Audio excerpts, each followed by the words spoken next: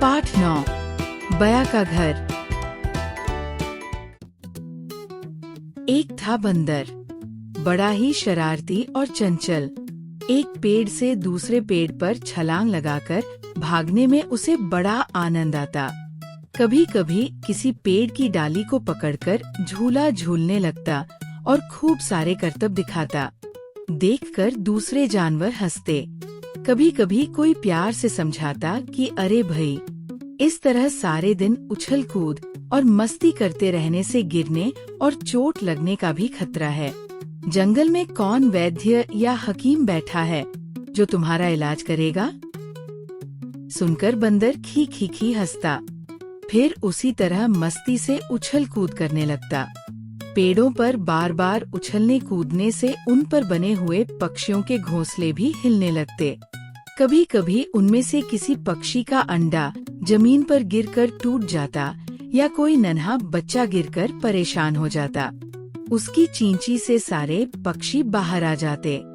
बंदर को समझाते, भाई ऐसी शैतानियां न करो जिनसे दूसरों को परेशानी हो। पर बंदर एक कान से सुनता और दूसरे से निकाल देता। दिन बीतते गए, धीरे धीरे मौसम बदला और बरसात आ गई। पर शरारती बंदर की आदतों में कोई फर्क नहीं पड़ा। वो और भी ज्यादा बढ़ चढ़कर शैतानियां करने लगा। देख देखकर पक्षी कलपते। उन्हें डर था कहीं ये शरारती बंदर उनके घोंसलों को ही न गिरा दे। फिर एक दिन बड़े जोर की बारिश आई। ऐसी झमाझम बारिश कि सब ओर पानी पानी। आसमान में घनघोर घटाएं छा गई थीं। खूब ठंडी हवाएं चल रही थी। बंदर बुरी तरह भीग गया था। फिर तेज ठंडी हवाओं से वह परेशान था। किसी तरह सिर छिपाने के लिए ठिकाने की तलाश में था, पर उसने अपने लिए कोई घर तो बनाया ही नहीं था। अपनी शरारतों से भला उसे फुर्सत कहाँ थी। हारकर अब वो पेड़ के पत्तों में छिपने की कोशिश कर रहा था। भीगकर वो थर-थर कांपने लगा।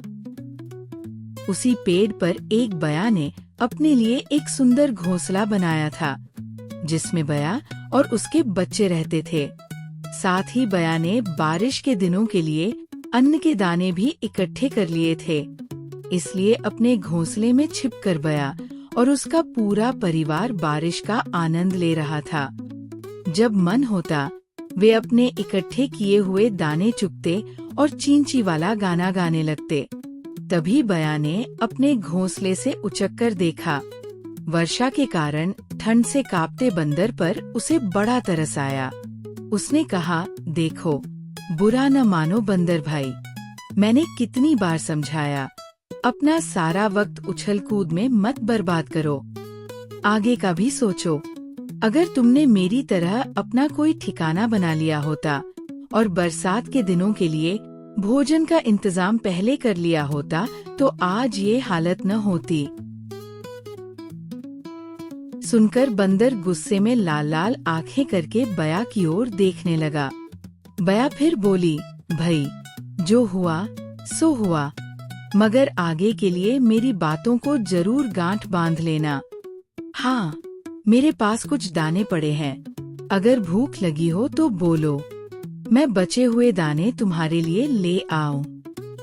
सुनकर बंदर का गुस्सा और भड़क गया। गुस्से से लाल पीला होकर बंदर ने एक जोर की छलांग मारी। बया के घोंसले को पकड़कर बुरी तरह झकझोर डाला। फिर बोला, लो अब मजा चखो।